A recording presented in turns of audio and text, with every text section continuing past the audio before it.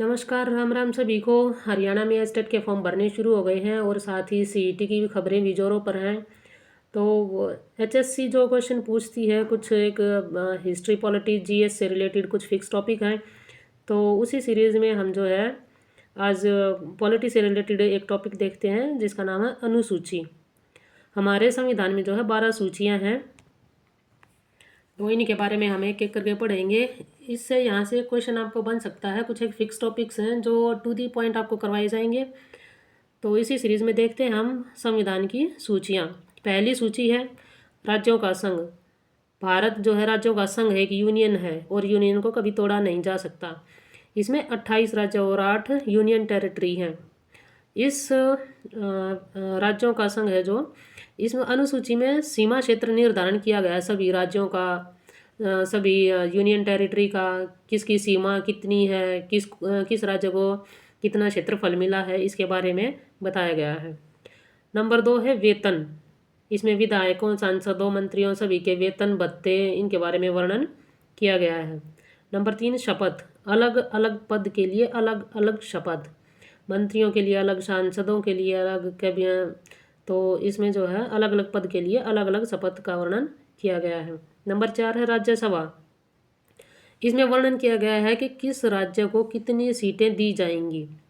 Number 5 SC/ST, अनुसूचित जाति और अनुसूचित जनजातियों का वर्णन है। कौन सी जाति को अनुसूचित में रखा जाएगा और किस जनजाति को अनुसूचित जनजाति की कैटेगरी में रखा जाएगा। नंबर 6 पूर्वोत्तर राज्य। इस अनुसूची को जो भारत के पूर्वोत्तर राज्य हैं उनका विकास करने के लिए जोड़ा गया था, क्योंकि पूर्वोत्तर राज्य को जो है भारत से अलग करके देखा जाता था पहले।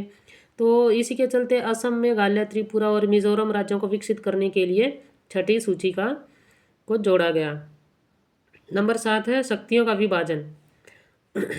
भारत में जो है शक्तियों का विभाजन किया गया है, लेकिन भारत एक संघ है तो यहाँ पर संघात्मक सरकार, संघात्मक व्यवस्था है, लेकिन थोड़ा थोड़ा सा आपको एकात्मक व्यवस्था भी देखने को मिलती है। संघात्मक व्यवस्था किस लिए है?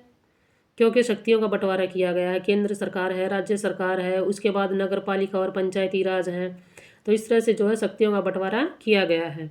और एकात्मक किस तरह है? क्योंकि किसी भी विवाद की स्थिति में जहाँ राज्य और केंद्र सरकार एक मत नहीं होते, तो वहाँ पर केंद्र का निर्णय जो है सर्वोपरि होता है, इसलिए एकात्मक व्यवस्था भी है।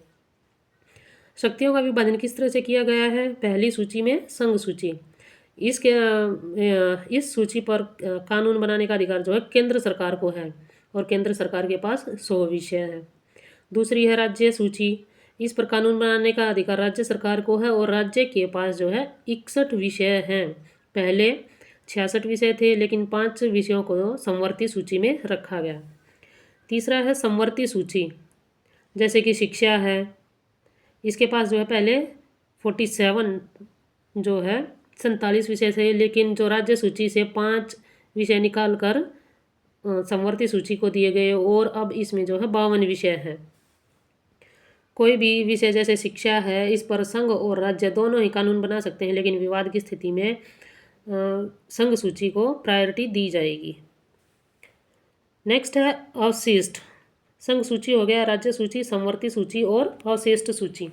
संविधान का जब निर्माण किया गया था तो संविधान निर्माताओं ने सोचा भाई देश में नए नए आविष्कार होंगे, नई नई खोज होंगी, तो आगे जो भी बदलाव होंगे उन सभी को अवशिष्ट सूची में रखा जाएगा। 8 में भाषाओं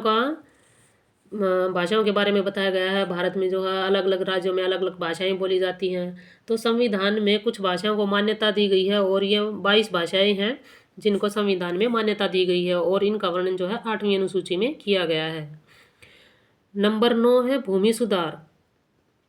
इसमें सुप्रीम कोर्ट हस्तक्षेप नहीं कर सकता और भूमि सुधार जो कानून, जो अनुसूची बनाई गई थी, इसमें पहला संविधान संशोधन हुआ था 1951 में।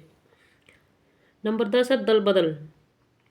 पहले क्या था कि कोई भी पार्टी जो है कोई भी पार्टी जीतती तो उसके जीते हुए सांसद दूसरी पार्टी को ज्वाइन कर लेते थे, लेकिन राजीव गांधी के टाइम पे 52वां संविधान संशोधन किया गया और उसके तहत जो है कोई भी सांसद पार्टी नहीं बदल सकता था। इसको एंटी डिफेक्शन लॉ बोला गया।